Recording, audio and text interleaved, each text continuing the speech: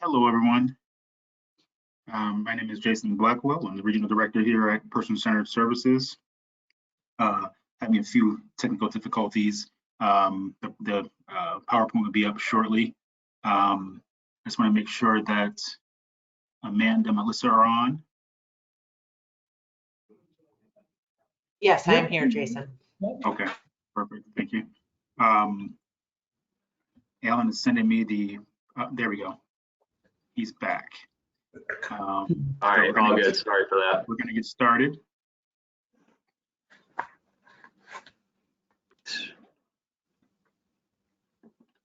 So it's about 12:02. People are still logging in, so we'll get started in just about 1 minute.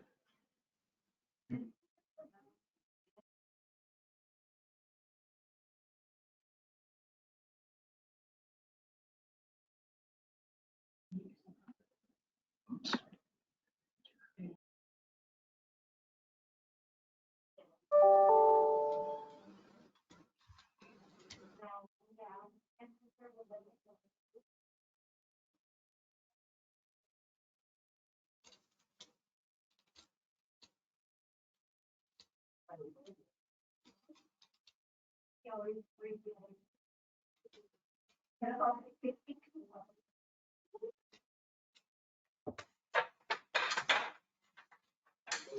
Okay, thanks so much for joining us, everyone. Welcome to Person-Centered Services Hot Topic, and this is Family Support Services, an introduction and overview. At Person-Centered Services, our mission is to connect people to the care, support, and opportunities that maximize their quality of life. Our vision is a community where all people lead fulfilling lives, and our core values are people, integrity, and trust. Do you want to go over the agenda, Jason?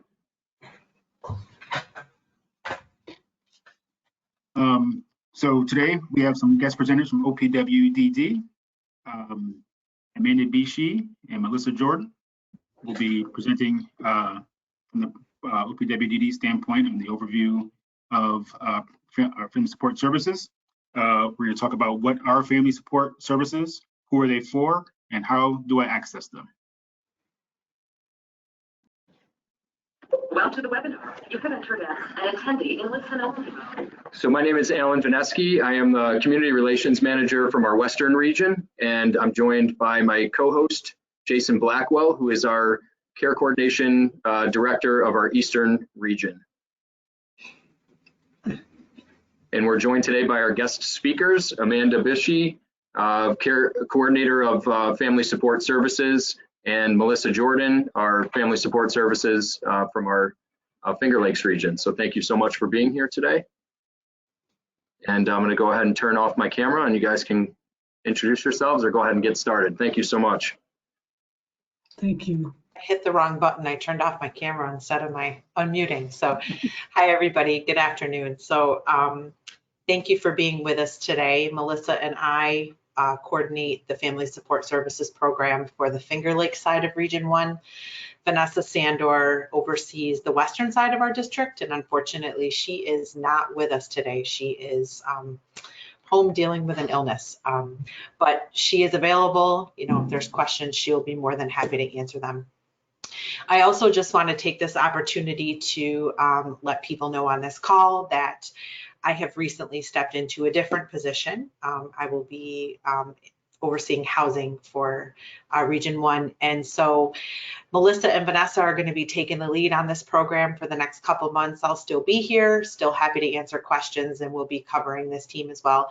But eventually I will be stepping out. So I just wanted to make sure people were aware that when you eventually see a new name, you're not surprised. So with that, let's get started on today's presentation. So what are OPWDD Family Support Services? So Family Support Services is a program that was implemented several decades ago. It started off with some families that had loved ones with a developmental disability living at home. They felt the need to obtain additional resources in order to be able to keep their loved ones at home. They advocated with OPWDD, and at the time funding was eventually awarded to start this program.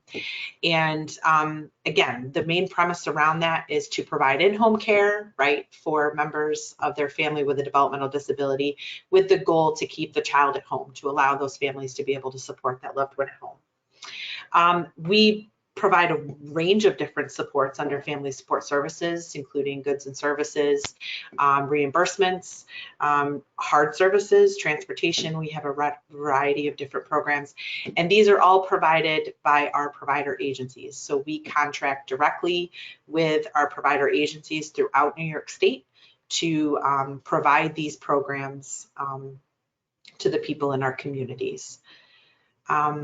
You can advance to the next slide, but I think there might be a couple other points that yes. So before we get to this, I just want to explain a little bit about family support and how they are developed. So our family support programs are 100% state dollars. So they're not Medicaid.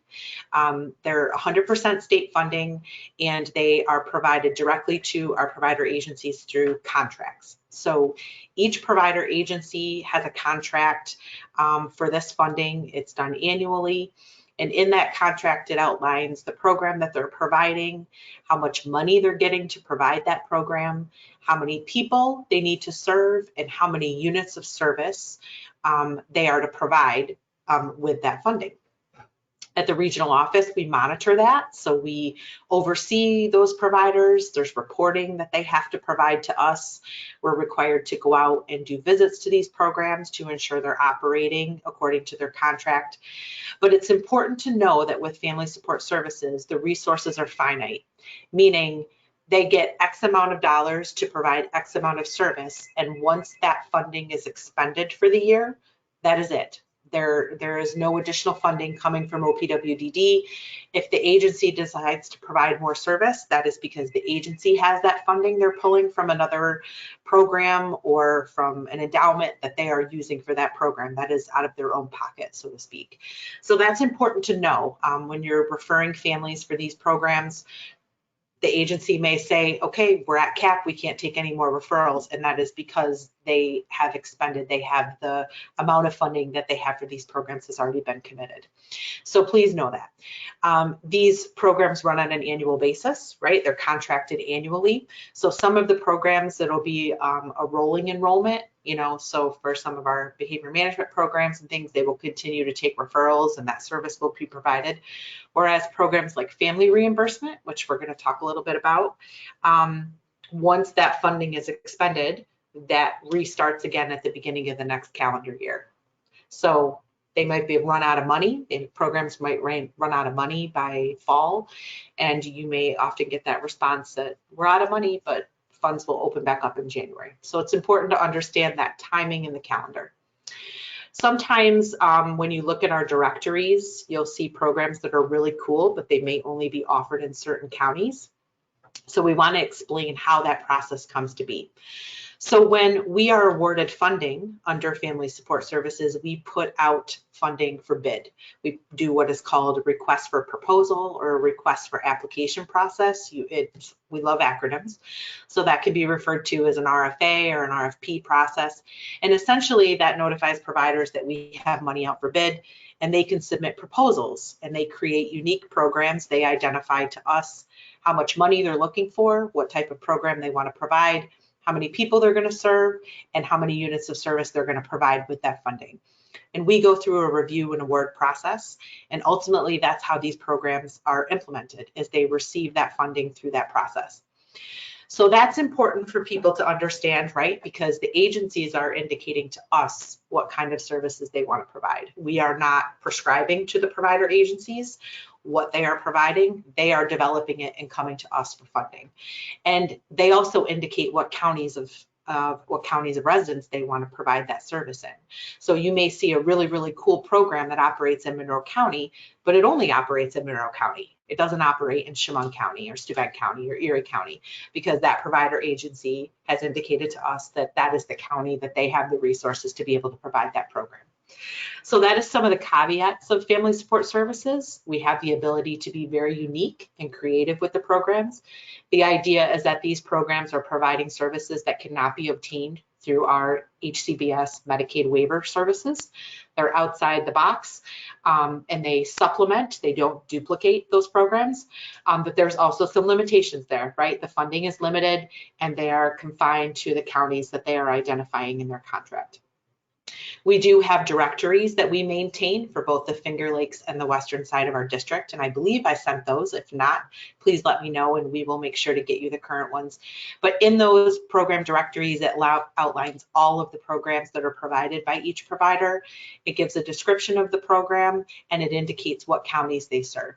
So make sure when you are talking to a family about family support that you're checking to make sure that the program serves the county that individual and that family resides in. That's important. For service types, we have a wide variety, like I indicated previously, of different services that we provide. We have family reimbursement programs, which are programs that are specific to provide reimbursement for goods and services related to a child with a disability. The key with family reimbursement is that it should be for items that are above and beyond what a typical parent would have to pay for, right? So as a parent, you're responsible to provide food, shelter, clothing, etc. to your child, right? However, some of the costs that are associated or the needs that are required for a child with a disability go above and beyond what that typical parental expectation is, and that's where family reimbursement could be utilized.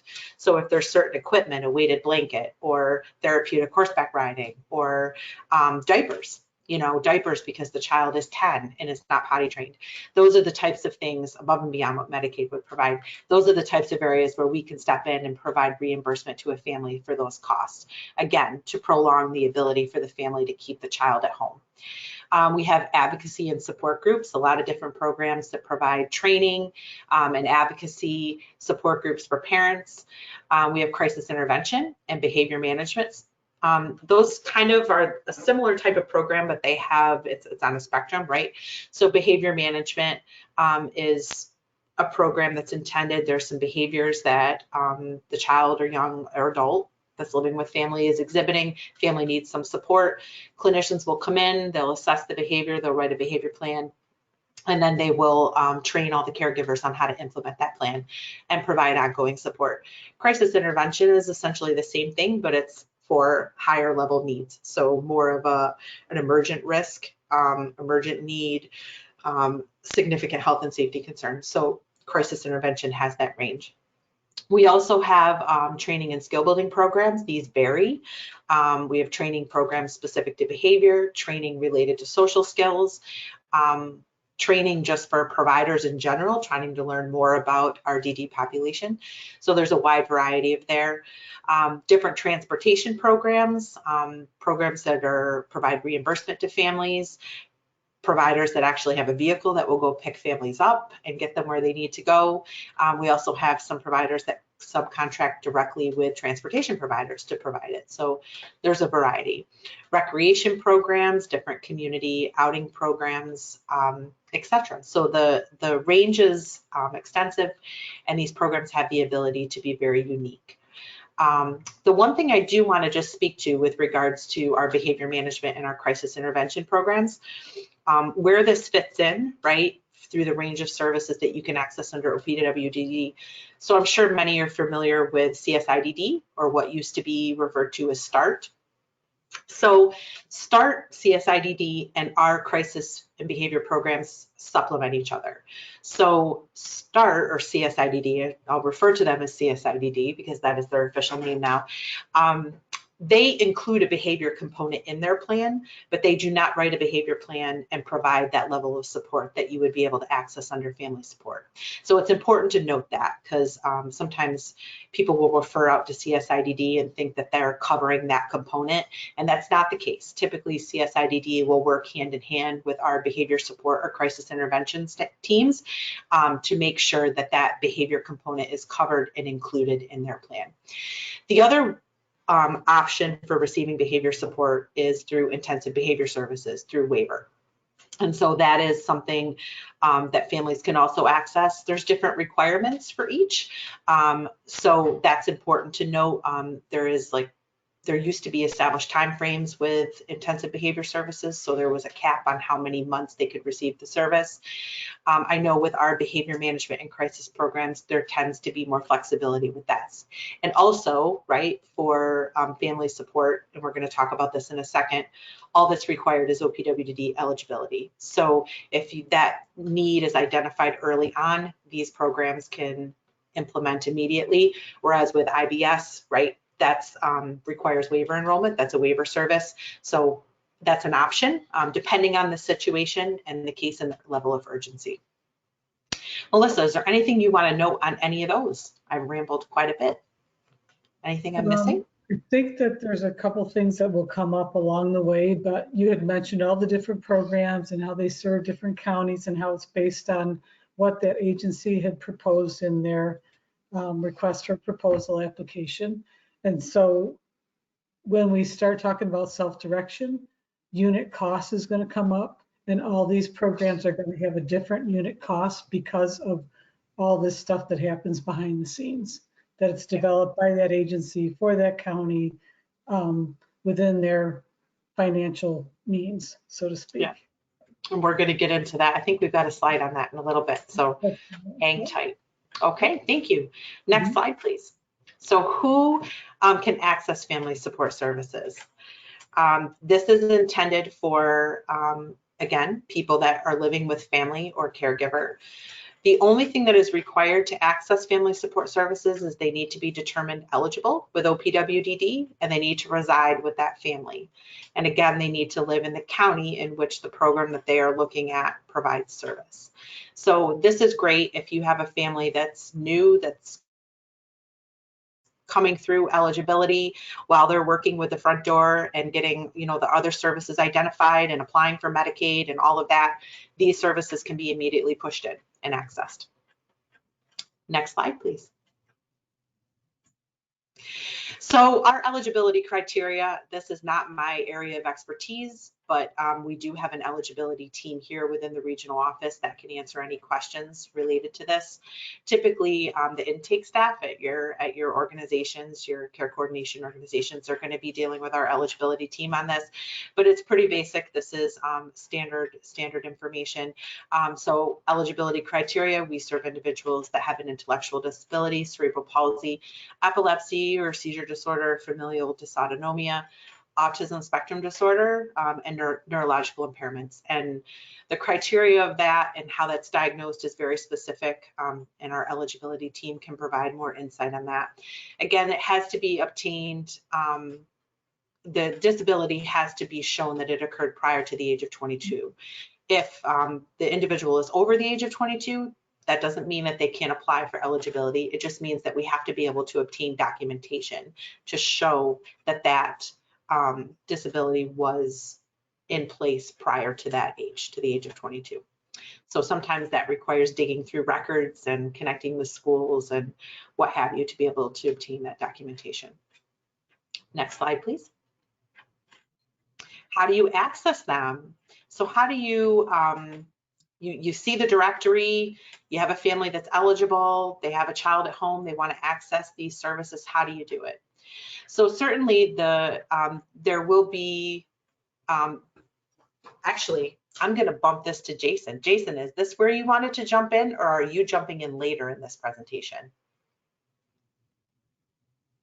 I can, talk about this. I mean, accessing family support services, as the slide mentions, it's identified through a life plan, and what the needs are. So I think the key piece to this is that the care coordinator will work with the individual family to understand what the needs are, and then identify which organizations provide the support, the funding to support those needs.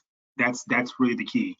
And as Amanda mentioned prior, the eligibility, most people are eligible. The key is making sure that we can link up or align the support, the funding to those needs. So that's something that families work closely with the care coordinator on, just to make sure that that we have a good understanding of really what's going to provide the best impact, the most impact, and then we go from there. So it's really an ongoing discussion with the families and individual to make sure, again, that we have a good plan and we understand where the support is needed, and we talk to different organizations that have family support service dollars, and then that becomes the link. And as Amanda said, or I don't know if you did say it, but there is a cap, at per year.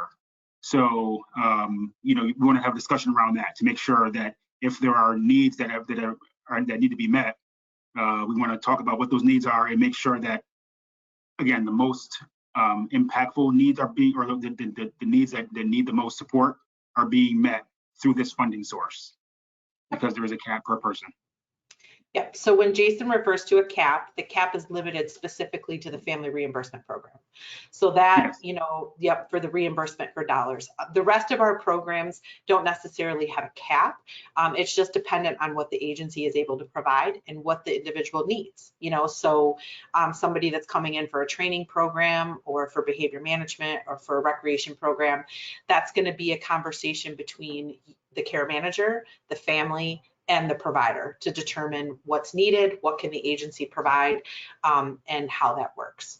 So I think the piece where the care coordinator really is instrumental is making sure the families are aware of these programs, what they can access. That is critical. If you have questions about what the programs are, what their intent is, what type of service they provide, you are welcome to reach out to us at the regional office, or you can connect with the coordinators directly. That's why we list all of those coordinators, those program coordinators, in that directory. They are the most knowledgeable about those programs. They know how they run. They know what days of the week that they're being offered, what time. And so it's really important, you can connect with us. We're going to be able to give you basic information based on how we know it, but really it's instrumental for you to connect directly with those program coordinators at the voluntary provider agencies. They are going to be the most up to speed on all of those programs, be able to let you know if there's a wait list, if there's, a wait to access the program, and give more specifics on that. So please do that and then communicate with the family. The life plan is important. It's an important piece that ties everything together. Historically, a life plan was not required to be submitted, right? Because you could be in process of doing that. As soon as the person's determined eligible, they could access some of these services and the life plan might still be in development. So a life plan is not required to access any family support service, but it is important once that is established to ensure that you're reflecting those needs and those services being provided in that life plan. So that's important. I used to be an MSC, our old days, Medicaid Service Coordination Supervisor, and I always would instruct the staff, it's important if something happens and the case gets transferred, that new person is not going to know what that person's getting, right? And if there's an application that's out there pending for something, it's important for that to be noted. And so the more detailed and specific you can be in the life plan about what services the family is receiving, the better that will be for both the family and anybody else stepping into your role in the future. I think I'm good with this. Amanda, if I can just jump in a little bit, I just want to stress that importance that, that the life plan plays, because like you said, with the turnover and with, people moving in and out of different positions, having that listed in the life plan is so important, and it helps for that continuity of service, because that's really the goal, is to make sure that the services and supports that they continue, so yep. While it's not necessarily required, it is very, very valuable in the process. Yep, and I don't know, I believe in that section in the life plan, and this is, again, not my area of expertise, but I believe it just has the service and the provider. It doesn't really allow you to go into detail. So, I mean, if you can't, what I would recommend is to have like a separate page that's maybe like somewhere in their file that outlines the different programs and what they're receiving and how much of that service. It's helpful. That's best practice, to have all that specific information listed out. So I wanted to just mention real quickly on this slide, we put access to the Finger Lakes and Western Regional Family Support Service directories. So, you will always be the best advocate for your loved one. If you have a cell phone handy, if it's in your pocket today, you can get it out. You can open up your camera and you can point it at either the Buffalo or the Finger Lakes regional directories, and that should take you right to a link on Person-Centered Services websites where we've made these available for you to scroll through and find the program directors that Amanda had mentioned. So just a quick note, we will share this with everybody who registered today. You'll get a copy of this PowerPoint.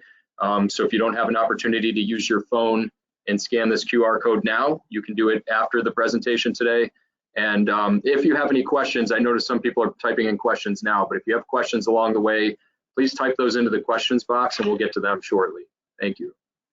And if you, I just want to jump in, if you have any questions or you don't have your phone with you, reach out to your care coordinator.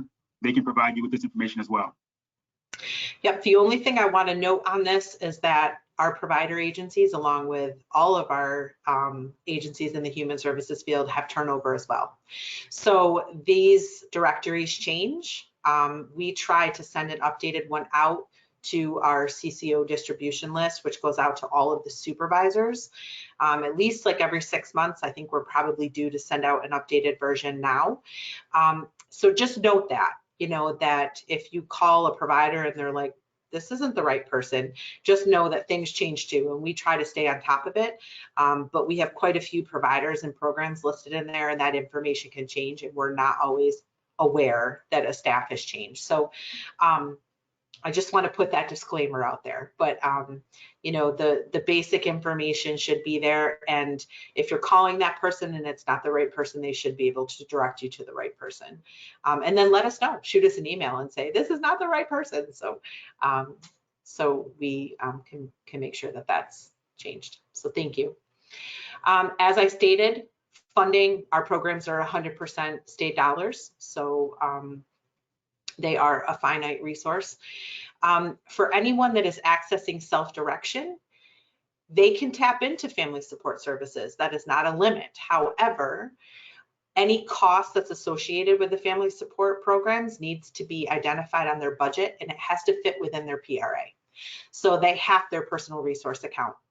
That limit, it has to fit within there. So, if they're looking at their budget and the care coordinator is working with the FI and the broker, and you're, with the family and planning out what services they want, it's important to know what family support services they want to tap into and what the cost is associated with those.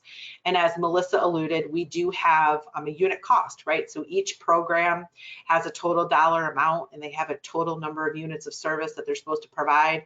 When you divide the amount by the number of units of service, that's their hourly rate for that program. And that would have to be factored in. So you would have to work with the family, figure out how much of that service they want to budget for. And some of that is having conversations with the providers, because they may have, for example, a behavior management program, they may have certain pieces that are required. They're going to, they're going to plan for a certain amount of units in order to provide this service. And so that conversation should be happening with all parties. You should be talking to the provider agency that you're looking to get the service from, with the family, the FI, and the broker, and kind of mapping out what that cost is going to be and building that into the budget.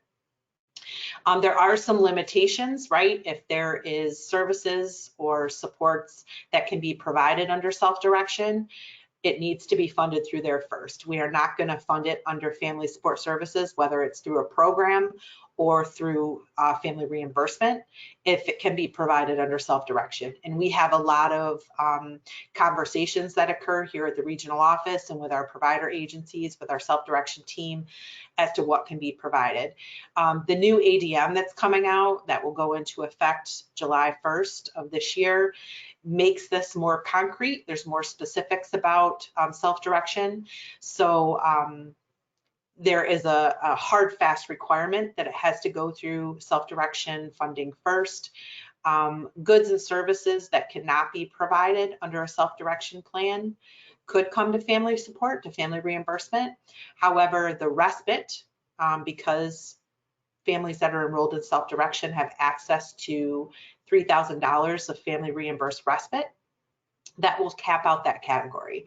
So they won't, at this point, won't be able to come to family support services for respite reimbursement because they have that funding set aside under self-direction. But if you have questions about that, let us know. We are still ironing out a lot of pieces specific to that ADM, so we expect a few things to get clearer, to have more clarification on as we get closer to that date. But this is a piece that is specific, and we do a unit cost tracker. So we have all of our programs on a spreadsheet and we list out what that unit cost is. We can send that to you. If you want that information, please let one of us know. We're happy to send that out. And it's also important to note, you can leave it on this slide, but that the costs vary with that. So you could have two programs that are the same, two behavior management programs, and that hourly rate's going to be different. And a lot of that is specific to the provider, their geographic location, the staffing credentials, what their cost is with delivering that program. So all of the programs vary. So it's important to reach out either to the provider agency or to us at the regional office to make sure you have that unit cost accurate. In addition, those costs may change because each year the state can offer cost of living increases or DSP increases to the contracts. And so when that gets added in, that bumps up that unit cost. And so typically that's going to modify a little bit each year. So it's important to be aware of that too and make sure you have those current numbers when those budgets are being created. I'll speak a little bit just on the family reimbursement ADM. So as I indicated, that goes into effect July 1st. So we are still working under our current guidelines in the meantime. July 1st, this new ADM will implement, and ultimately the cap will be increasing from $1,500 per individual to $3,000. Our agencies still have the ability to institute a lower cap. So that is still being worked out. They may cap their funding at $1,500. So a family may have to go to multiple agencies to be able to access up to that $3,000. There's some additional limitations that were outlined in that ADM. I believe we shared the link for that. If you don't have it, let us know. We're happy to share it. It is on the OPWDD website. They instituted some limitations with regards to out-of-state camps. We can't do out-of-state funding anymore. Camps have to be Department of Health licensed and certified. So there's a few things that changed. We can't reimburse for co-pays anymore. A few things that will go into effect July 1st, and we're still kind of muddling through all of that stuff and figuring it out. But if you have a question about a specific item or service that you would like to discuss, give us a call. We're happy to try to process it through with you. I think the two questions, family reimbursement tends to be our large program that people have a lot of questions on. So just to set the framework for this is what I always tell our providers. There's two questions you need to ask yourself when you're looking at family reimbursement and whether or not it can be approved. One is, how does it relate to the child's disability? How it has to be that need has to be directly related to their developmental disability, not a physical disability. So if they are diabetic, that is not a developmental disability. If that is secondary to a developmental disability, we need to see that. We need to see documentation that shows that their developmental disability caused the diabetes, right? But how is it related to the developmental disability? Is there a socialization need? Is there a medical need? Is there a health and safety need? Again, how does it relate to the developmental disability? Then the second question is it above and beyond what a typical parent would have to cover? So if it's basic necessities, we are not going to cover that. That is the requirement of a parent to cover that.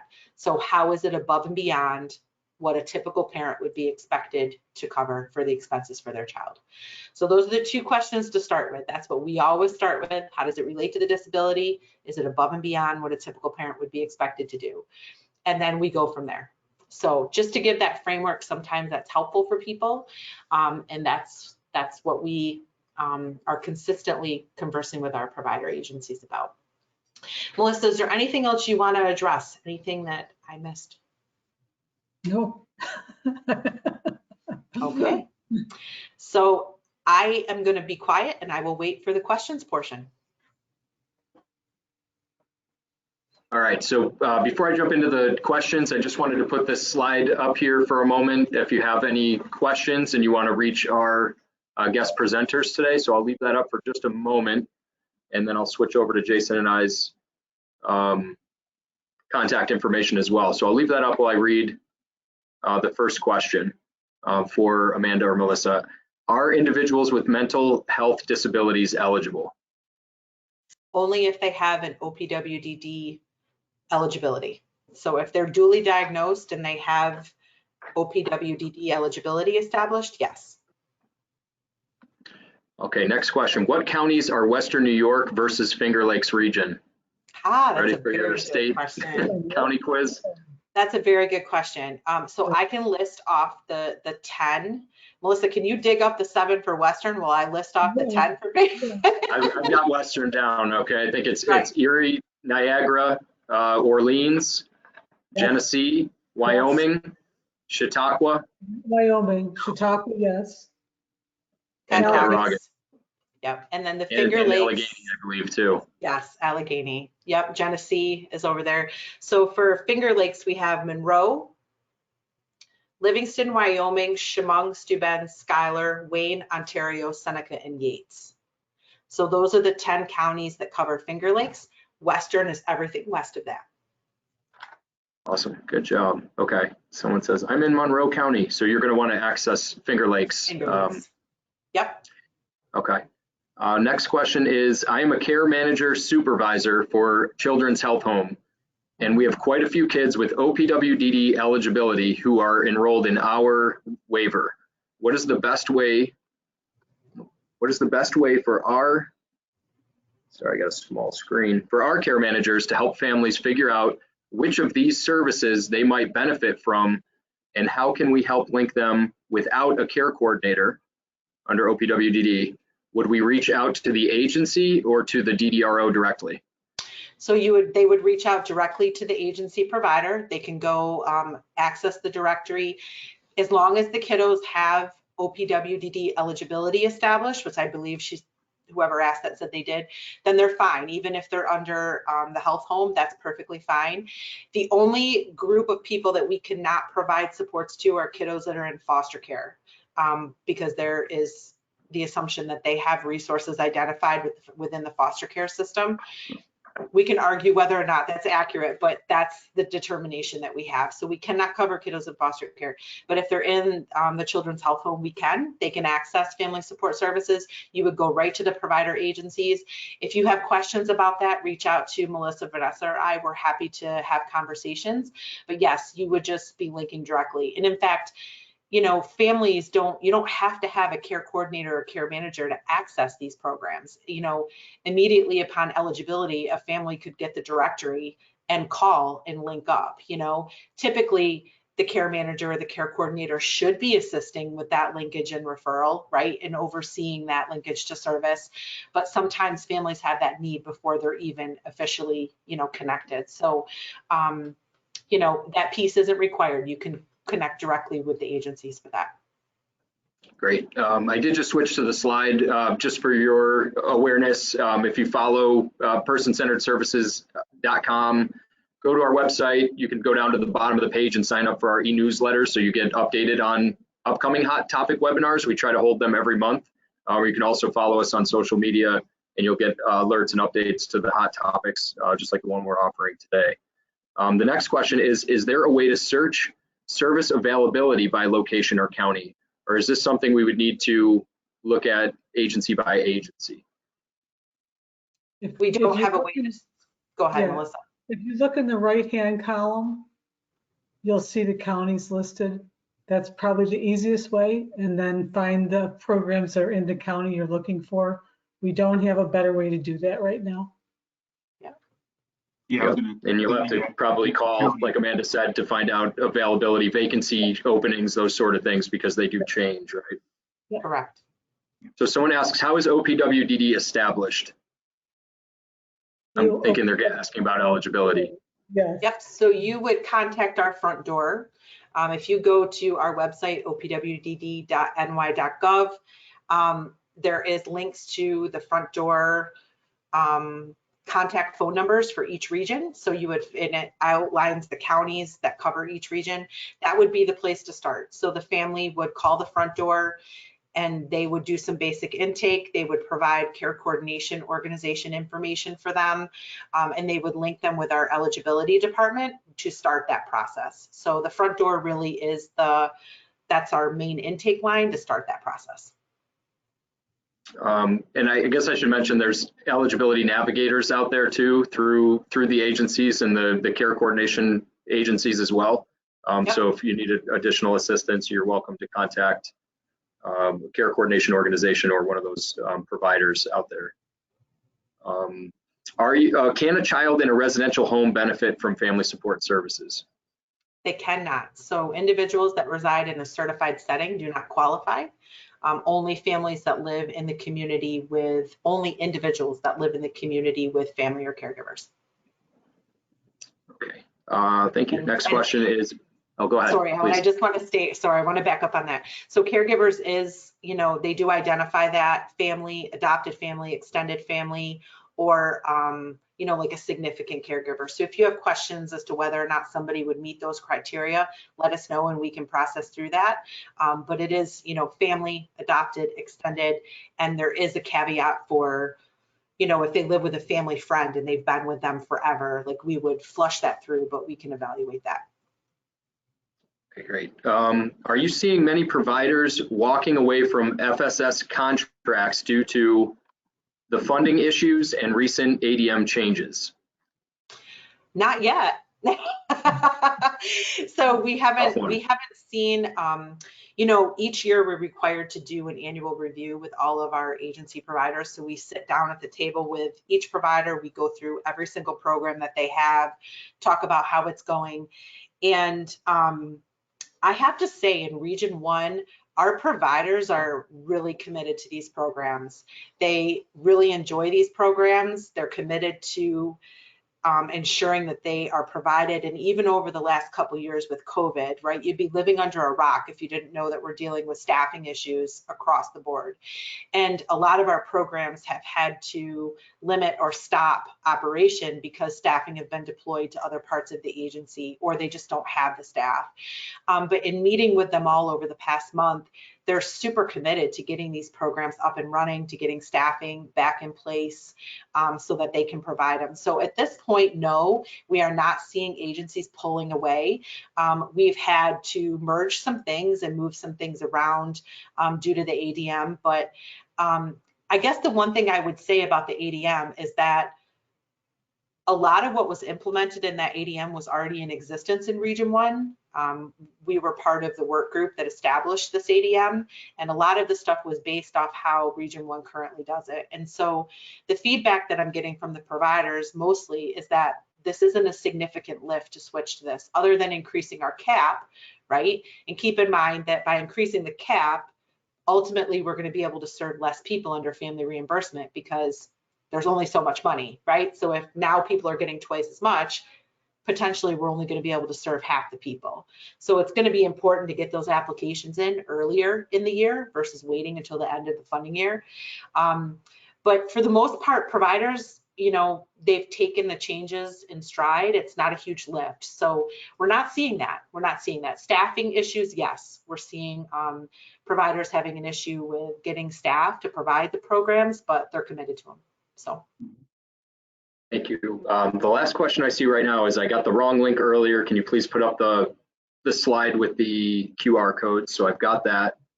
Okay, another comment. We've lost several over the past 2 years in Westchester County. Another one this week. So a comment, not a question, but in regard to. Right. I can't speak to Westchester. We don't cover Westchester. We only cover the western part of the state. So I can't speak to what's occurring in other parts of the state. I'm going to have to leave it at that. So I'm sorry. That's a bummer. I'm hoping that money gets put back out there for bid.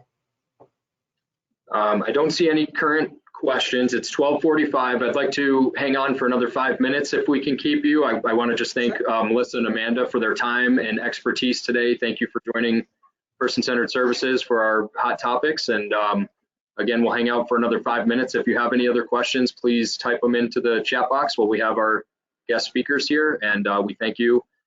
This will be recorded, is being recorded, and it will be put up in our Hot Topics webinar. So you can find this and our library of webinars at www.personcenteredservices.com, resources, Hot Topics webinars, and we'll be emailing out the PowerPoint to all who registered for this event. Just a comment, thank you very much. This was helpful. So thank you. Absolutely. Happy to do it. Thank you, Amanda and Melissa, very helpful.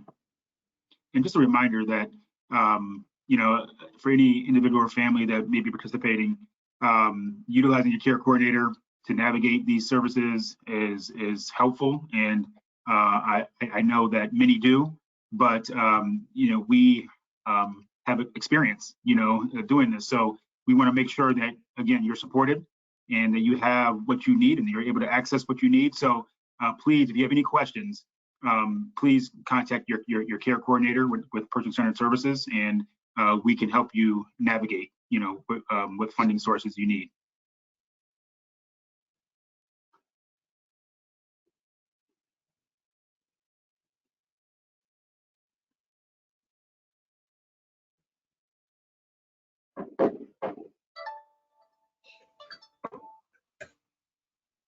Still have about 18 people on, so any final questions? Fire away. I think we're okay. Okay, well, again, we're going to thank you for your time today. And again, we appreciate you, Melissa and Amanda. We hope everybody stays. Her internet connection, yeah. She was just texting me about her internet connection, so yeah. Oh, lost her connection, okay. Yeah. Well, we want to thank everybody for their time today, and we hope to see you on our next installment of Hot Topics, which is going to focus on transitioning from high school to adulthood, how to plan for success when the school bus stops coming. So we hope to see you there, and I hope everybody has a wonderful rest of your day. Take care. Thank you.